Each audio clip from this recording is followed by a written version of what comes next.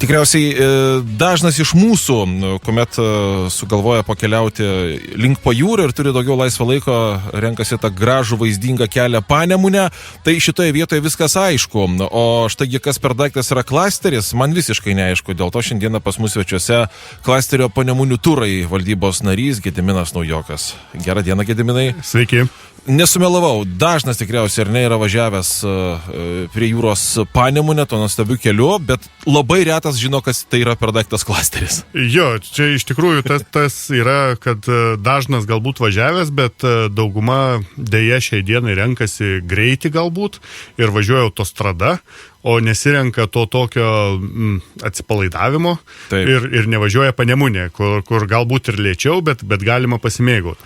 O pats klasteris tai yra struktūra, šiek tiek panaši į asociaciją, tik tai asociacija galbūt yra organizuojama horizontaliu principu, kai yra panašaus stiliaus visi susibūrė, o klasteris yra vertikaliu principu. Tai reiškia, kai susibūrė įvairių paslaugų, ne tik paslaugų ir gamybininkai gali būti, tiekėjai siekdami kažkokio bendro tikslo.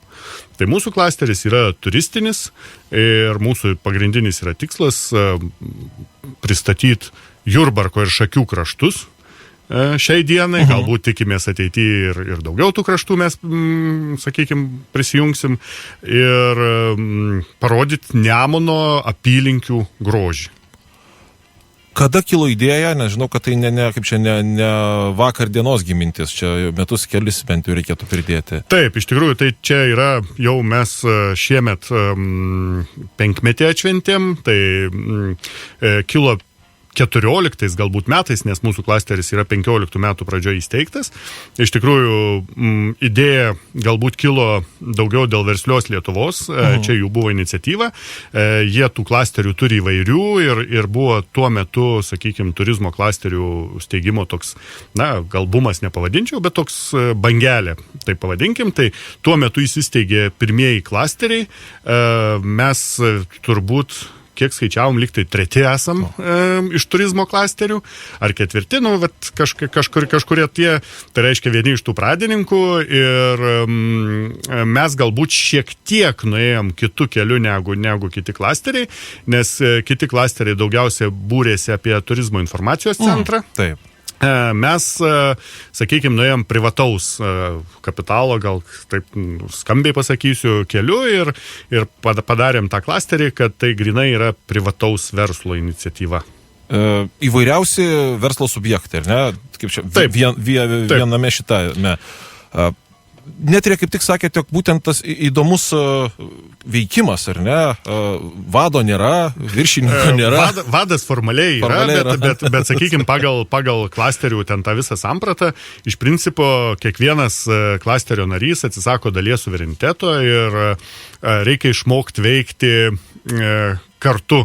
Tai jeigu, sakykime, vyresnės kartos žmonėms galbūt lengviau įsivaizduoti, kas tas klasteris, tai kooperatyvo, sakykime, senas geras kooperatyvas su šiek tiek kitokiais galbūt tikslais. Tai ir ten, kai kiekvienas vadovas, tai yra pats sunkiausias momentas susivokti, kas už ką atsakingas. Bet viskas turi būti savanorystės principų, nes priešingų atveju klasterizacijos pati idėja nebetenka prasmės. Tai pati pradžia buvo, sakykime, tokia gan aštri, nes reikia, ar ne, supras, kad visi mes čia lygus. Taip, iš principo pradžia gal ne tiek aštri, bet jinai buvo po daug diskusijų. Bandoma susivokti, vėlgi mes nepaisant to, kad jau 6 metai eina, mes dar galvojam, kad mes vis dar augam. Dar šiek tiek žiūrim, kur mes keliaujam, kaip mes keliaujam ir ko mes norim. Tai sakykime, tas tie pirmi 2 metai, 3 galbūt, ar ne, tai mes daug diskutavom. Iš tų diskusijų darbų nebuvo tiek daug, kiek tų diskusijų, tai sakykime, bet dabar esam šiek tiek nusiglūdinę, kiekvienas žinom, kas ką darom.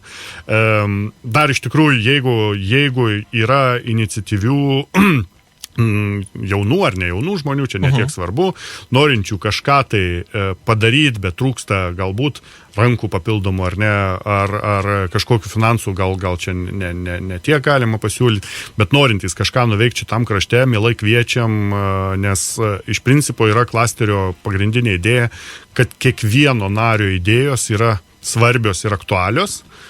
Tik tai klausimas, kiek tų kitų narių prisijungia prie tos idėjos. Tai kaip tik aš norėjau klausti, ar yra kažkoks baigtinis skaičius, ar klasteris yra toks kaip organizmas besikeičiantis, gali būti mažiau, gali būti daugiau. Tai yra besikeičiantis organizmas, iš principo pagal klasikinius apibrėžimus turėtų būti ne mažiau 5 narių, iš jų ten turėtų būti, sakykime, tam tikri pasiskirstimas, kad yra paslaugos teikėjas, yra marketologas, sakykime, galbūt ir mokslas tuose klasikiniuose ar ne gamybiniuose klasteriuose dalyvauja, tai toks, kad ne mažiau 5 baigtinio nėra.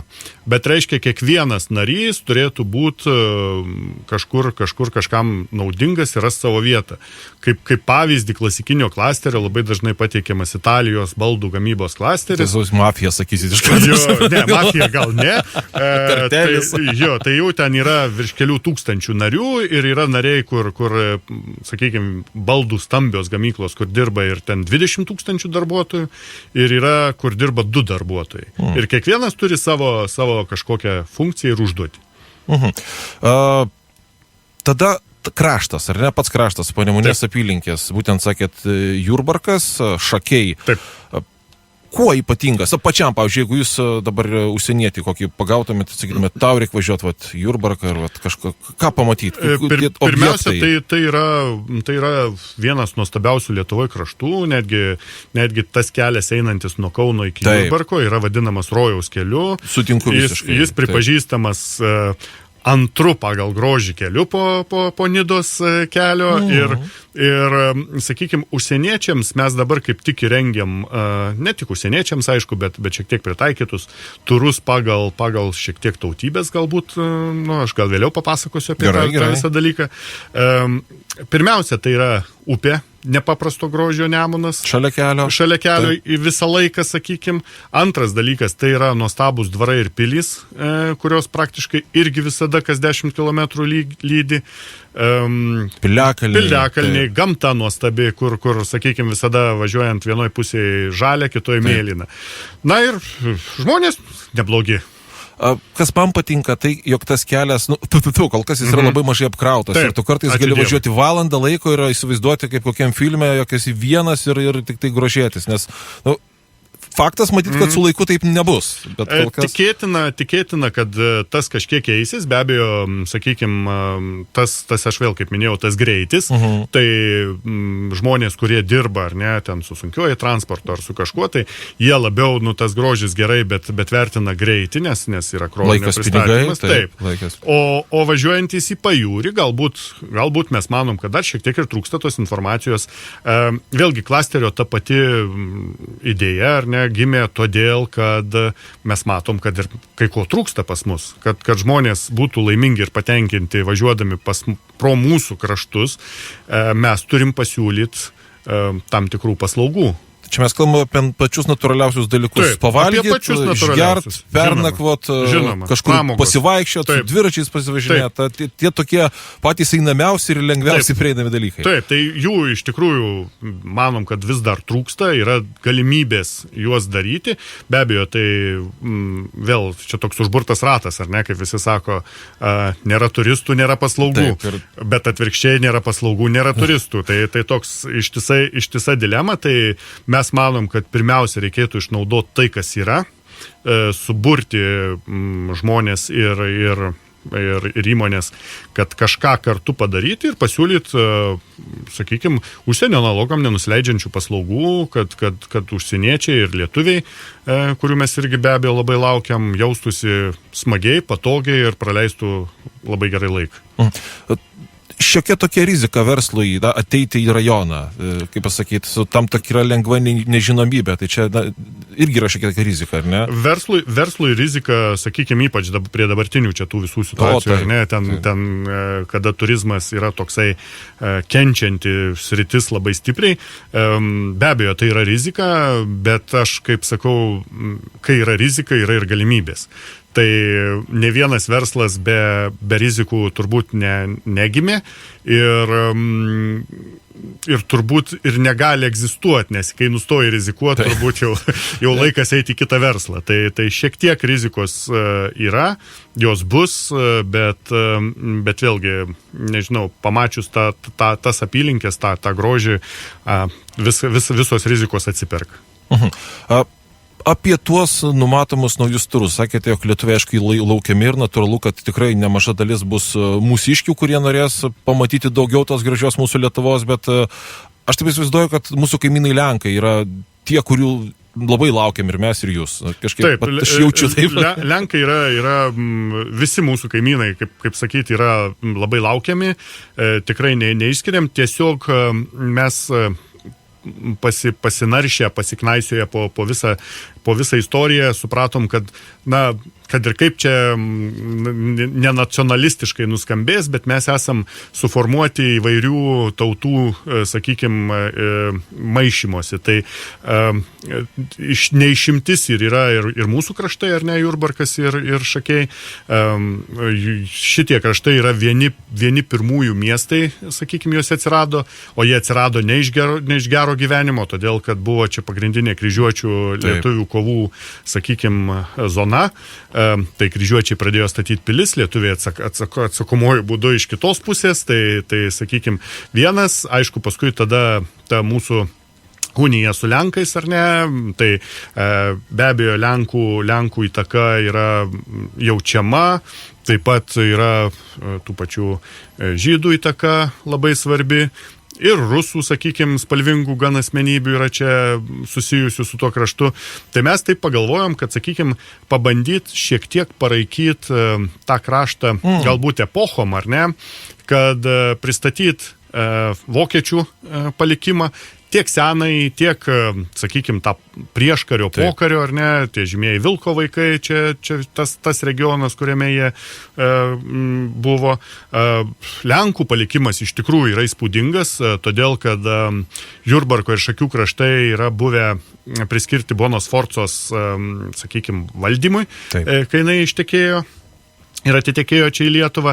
Ir tuose kraštuose buvo pakankamai lengvas, sakykime, ta baudžiava, kaip čia pavadinti, ar ne? Švelnesnė. Taip, todėl, kad su itališku požiūriu tai buvo paprasčiau. Ir paskui be abejo tokie žymus, sakykime, veikėjai kaip Motiejus Strijkovskis, pasirodo, jisai buvo gavęs Jurbarko kleboniją valdymui, tai yra pirmosios Lietuvos istorijos autorius.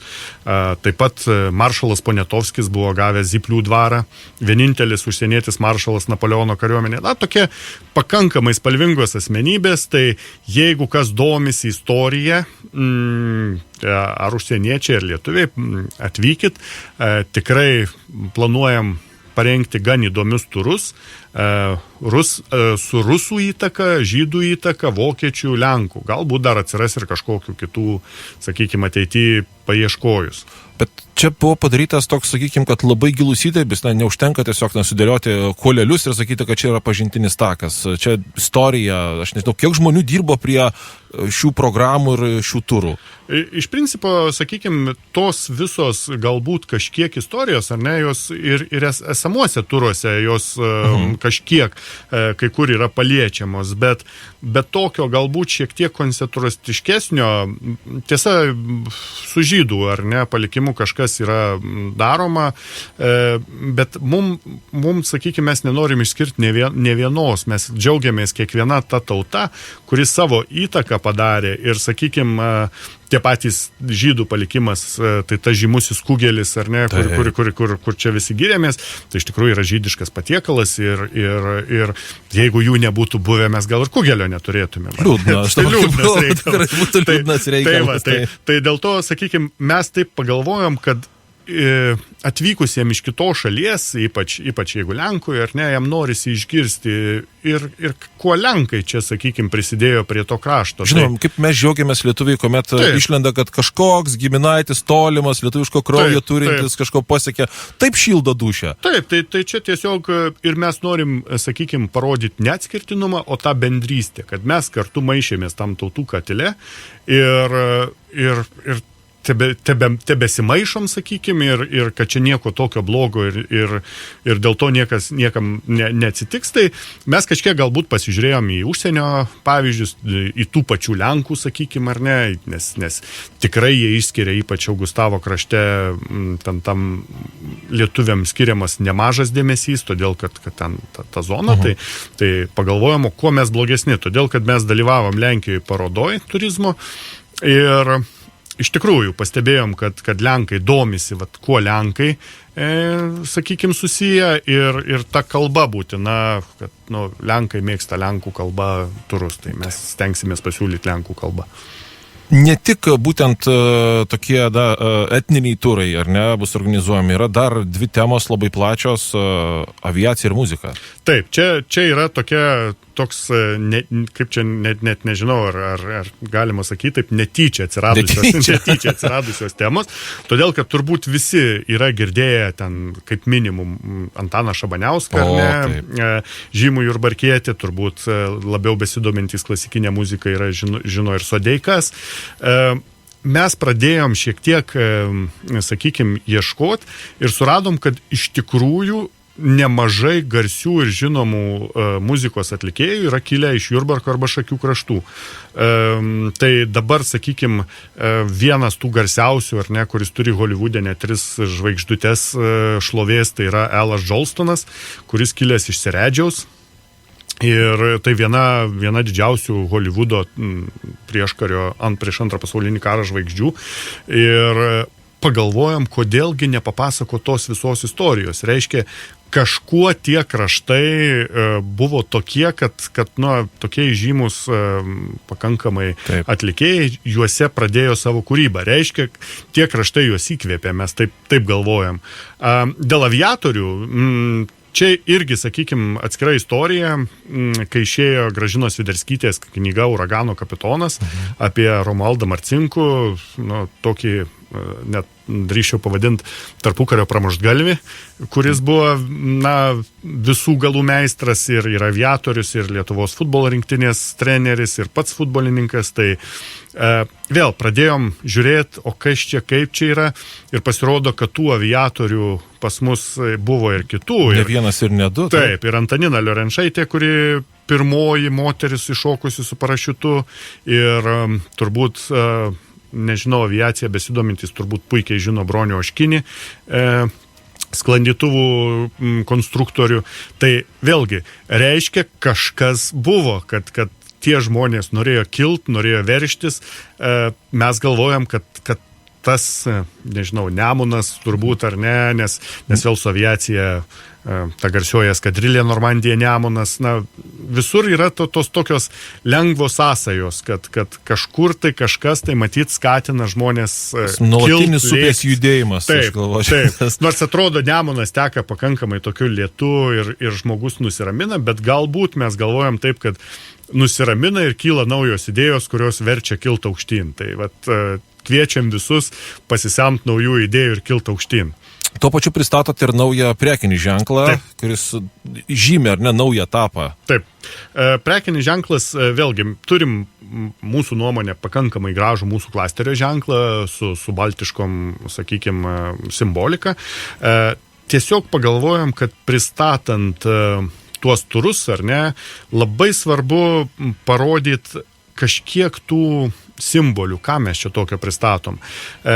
Dabar mes galvojam, kadangi mes pristatom užsieniečiams ir ne tik užsieniečiams, tai stengiamės į tą ženkliuką įdėti, ką mes turim, mes manom, tokio gražiausio abiejose pusėse, nuostabią upę, tiltą vieną ilgiausių Lietuvoje, gražią gamtą.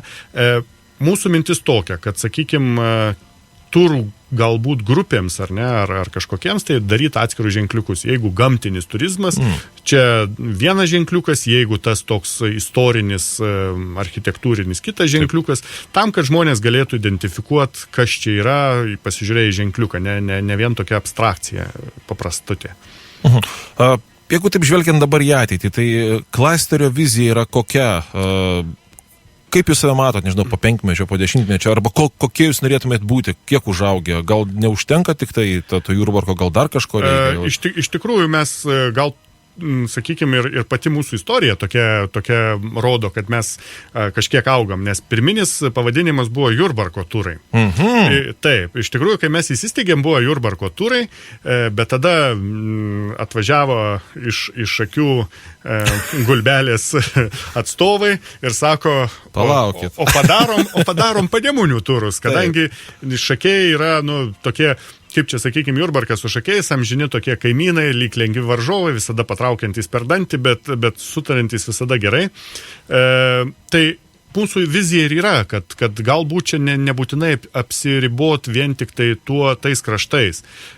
Vizija yra tokia, kad pritraukt iniciatyvių žmonių, kurie myli Lietuvą.